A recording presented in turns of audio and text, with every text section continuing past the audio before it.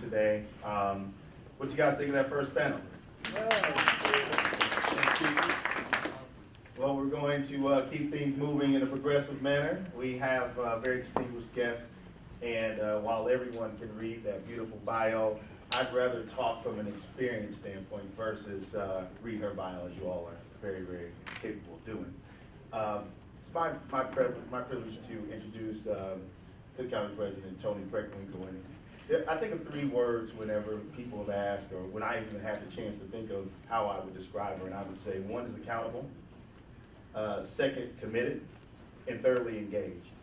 A few years ago, when I was the chair of Chicago Minority Supplier Development Council's Advocacy Committee, and several of my friends in this room were part of the council's committee, we went through a legislative process to make sure that those that were running for public office had a chance to voice their opinions, ideas, platforms, agendas, and engage with civic leaders who happen to be minority business owners.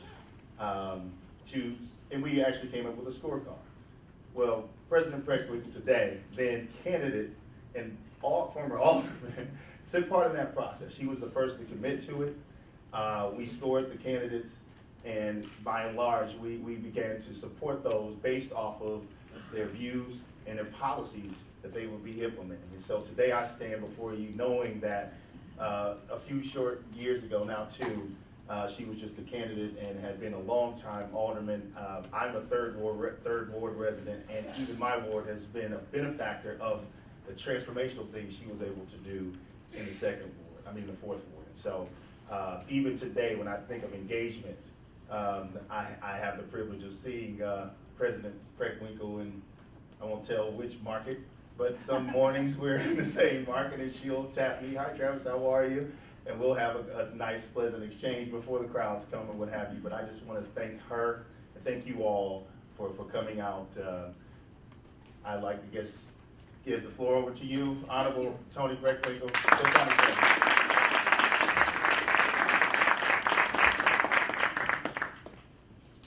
So good afternoon, everybody. Good afternoon. All right, let's try that again. Good afternoon. Okay. So I'm a teacher by profession, as you might have guessed. I want to thank you for inviting me here today. I'm pleased to speak at the Technology Innovation Summit, and I'm grateful to the Illinois Institute of Technology and Northern Trust for hosting the event. We appreciate it. And I'm joined today by our new Chief Information Officer, Lydia Murray, who has been on the job, I think, 6 weeks. Is that right, Lydia? 2 years ago, when I was sworn in as president of the county, I laid out my vision, founded on 4 key principles. We were going to be fiscally responsible, bring new leadership to the county, be transparent and accountable, and improve services. And I think everyone here will agree that technology impacts each of those principles. As a result, our approach is multi-pronged. We are advancing technology at the county in a number of directions: across, down, and out. So let me explain. I'll start with how we're working across county organizations. The ability to collect tax revenue is one of our critical functions. The county collects for and distributes to more than 1,000 taxing bodies, such as school systems and municipalities. Additionally, the county collects nearly $400 million in taxes outside of property taxes, such as those on vehicles and tobacco. And yet the county's process for collecting these taxes from business and individuals was almost entirely manual and labor intensive. So we knew we had to automate the revenue collection process and to do it in a way that was both cost effective and easy to use. We looked around at a number of systems to buy and came up with a better idea. Rather than building our own system at considerable cost, we decided to partner with the state and share the system that they built. The logic is clear. It makes financial sense to leverage the investment that the state was making anyway. And as a result, we implemented a large-scale integration of our tax collection system that would have cost the county tens of millions of dollars to institute on its own. Instead, the county and the state will split the cost of supporting one system instead of supporting their own system separately. Furthermore, it's easier for residents. All of county taxpayers are already paying the state for identical taxes. No longer will residents have to log into one system to file and pay their taxes and then log into a second system to pay their county portion of the tax. Now we can put everything in one place. Once a user has logged on, he or she can click a button to agree to pay their state portion of the tax, and then a second button to agree to pay their county portion of the tax. You enter your bank or your credit card information, and the payment is made instantly, and it's received by both the county and the state. Overall, this collaboration will ensure we are better able to ensure compliance and as a result collect the revenues. Right now, the county and the state do not share a lot of information, meaning we don't talk about who is paying one level of government but not another. So we need to work more closely in that regard as well, making it significantly easier for both governments to make sure that we are both paid appropriately. I've charged my Chief Information Officer, that's Lydia, and Revenue Director with getting the agreement with the state and the consolidated system up and running by 2013. In 2013, I shouldn't say by 2013, because that's all that goes away. Hey, you gotta like the 4 weeks and go to work. Lydia's gonna have a heart attack right here in the front row. We're also working with the city of Chicago. Previously, the city and the county shared little beyond a hallway. Right after the mayor was elected and before he was sworn in, he and I had sat down and we said that it didn't make sense that the city and the county didn't work more closely together. So we put together a city-county collaboration. We each named 3 or 4 people to a task force. They began meeting in June of 2011 and came up with a report in September of 2011. And basically they focused on a couple of dozen ideas of how we could work together more efficiently. One of the primary focuses of their recommendations were that we should share more data between our two governments. Historically, even though our systems are dependent on one another for successful outcomes for residents, there were very few cases of data sharing across the two organizations, across the city and the county. Consider this, when the Chicago Police Department arrests someone, they enter the information in their system and print out the arrest information. Previously, however, both the Cook County State's Attorney and the Public Defender had to re-input all this arrest information into their case management system. This is time clearly that could be better spent. As a result of our efforts, we're already making improvements to encourage data sharing across these organizations. The state's attorney has been able to link their case management system with the Chicago Police Department, and the public defender will do so by the end of this calendar year. Next, we're working on pushing technology down throughout the county. Cook County has, in our GIS, Geographic Information Services, one of the best IT mapping shops anywhere in the country. The unit is responsible for mapping all of the county, and they make really good maps. This is important to me, not just because I'm a history teacher that used to teach geography. Good maps matter.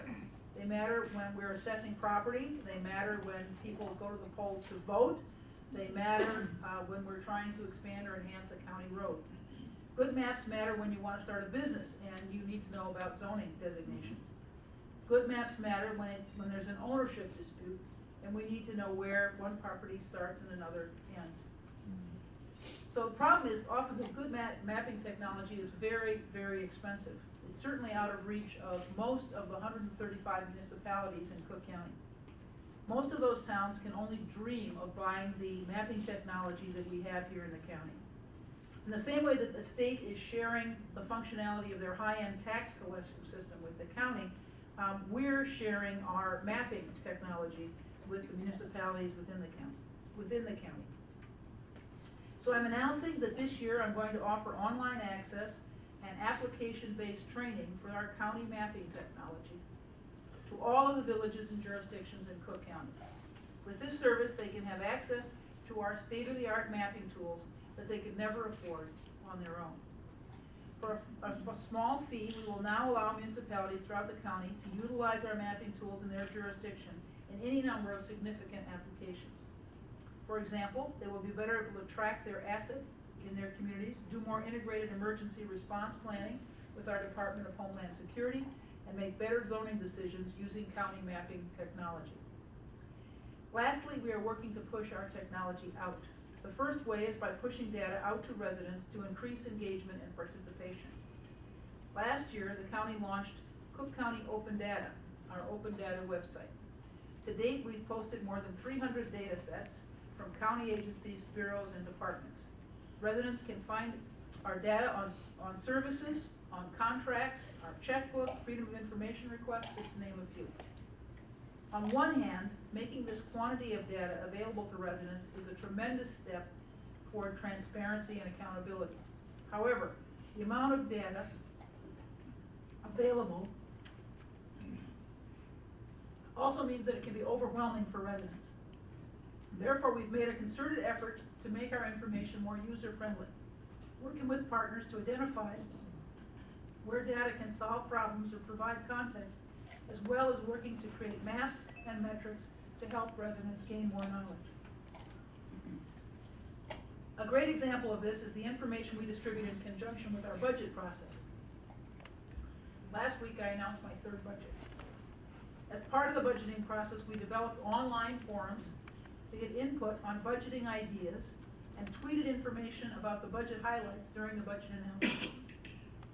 We also worked with a group of local web developers to create user-friendly versions of our 2013 information. The county's budget website, along with Look at Cook web pages, display the county's budgets and expenditures from 1993 to 2012, for 20 years, in simple and clear charts. The county has also taken data around performance and distilled the metrics down to a handful of key measures we are reporting in our performance management initiative. It's called STAR, Set Targets, Achieve Results. Perhaps the best example came in April when we partnered with a group called Chicago Big Data and eventually became an integral part of the first Global Big Data Week. Who knew? During Big Data Week, Cook County supplied air quality data that was used by teams of developers in 10 cities around the world to create a better model to predict patterns of air quality. In addition, the county is working with partners to display the data in usable ways. These data sets also have been used by independent developers and other digital entrepreneurs who write codes that helps the public to use the data in interesting ways.